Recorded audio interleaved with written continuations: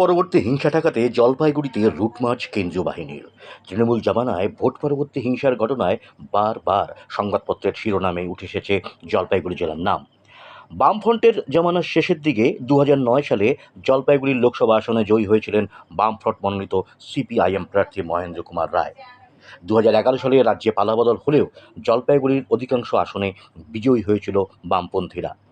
2013 পঞ্চায়েত নির্বাচনেও এই জেলার জেলা পরিষদ ও অধিকাংশ পঞ্চায়েত সমিতিতে জয়ী হয় বামপন্থীরা।